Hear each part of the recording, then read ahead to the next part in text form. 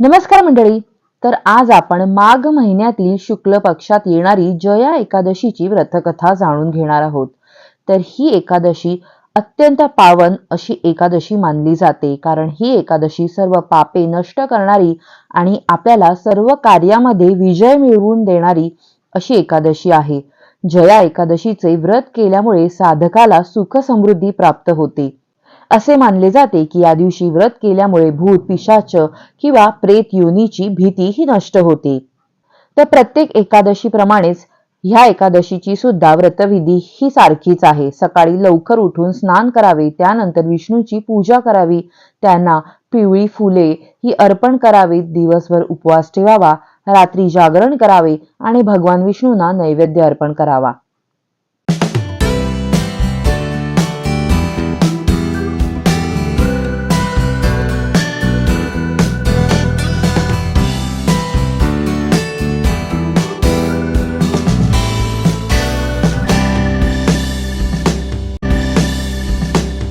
ज्यांना हे व्रत करायचे आहे त्यांनी दशमीच्या तारखेपासून उपवासाच्या नियमांचे पालन हे सुरू केले पाहिजे. नियमानुसार दशमीच्या रात्री उपवास ठेवणाऱ्यांनी सात्विक भोजन करावे. कांदा आणि लसूण घालून बनवलेले तामसिक अन्न हे घेऊ नये. तसेच डाळ, चणे, बेसन यापासून बनवलेल्या गोष्टी सुद्धा खाऊ नयेत. याशिवाय एकादशीच्या व्रतामध्ये मध खाणे सुद्धा हे टाळले पाहिजे. व्रत पूर्ण होईपर्यंत पूर्णपणे ब्रह्मचर्याचे पालन हे केले पाहिजे.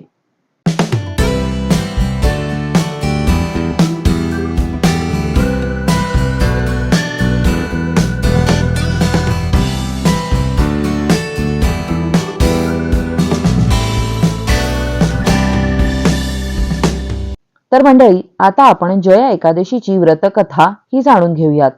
धर्मराज युधिष्ठिर यांनी भगवान श्रीकृष्णांना जया एकादशीच्या व्रताचे महत्त्व विचारले. तेव्हा श्रीकृष्णाने त्यांना ही कथा सांगितली.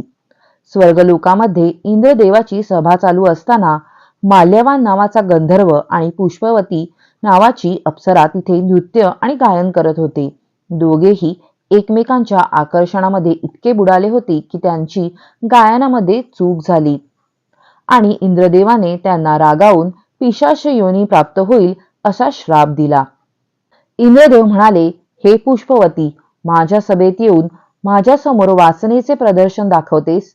हे कर्म पशुवत असून तुम्ही दोघेही दंडास पात्र असून मी तुम्हास शापवाणी वदत आहे. तरीही सावध होऊन श्रवण करा. तुम्ही दोघेही मृत्यूलोकी पिशाच योनीमध्ये प्राप्त व्हाल आणि अतिशय दुःख भोगाल.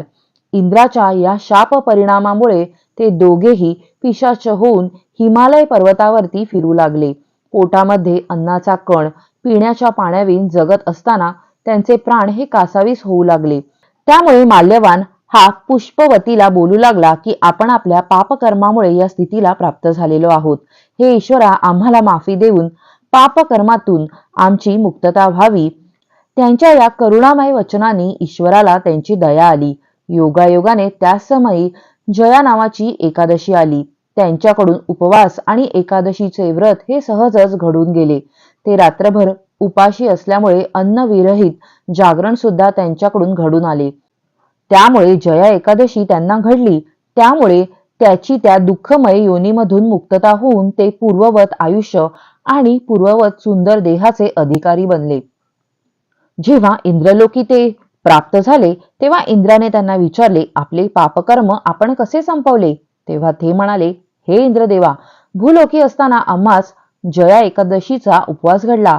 त्यामुळे आमचे पापकर्म नष्ट झाले आणि आमचा श्राप सुद्धा नष्ट झाला. हे ऐकून इंद्रास फार नवल वाटले की आपली शापवाणी सुद्धा निष्प्रभ होणारे जया एकादशीचे व्रत भूलोकामध्ये असून या जीवांचे कल्याण या व्रताद्वारे वैकुंठपती श्रीहरी करतात. खरोखरच या व्रताचा महिमा श्रेष्ठ आहे. त्या जया एकादशीचे महात्म्य त्यांनी सर्वत्र गौरविले व त्यांचा स्वर्ग, मृत्यू, पाताळी सुद्धा त्यांनी प्रचार करविला.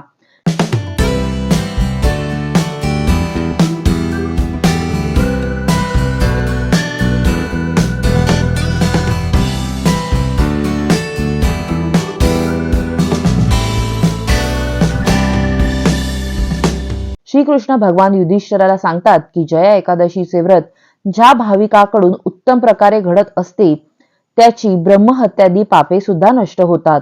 त्यांना तीर्थदर्शनाचे फल प्राप्त होऊन अमोघ पुण्याचा संचय प्राप्त होतो आणि मुक्तीचे श्रेय प्राप्त होते.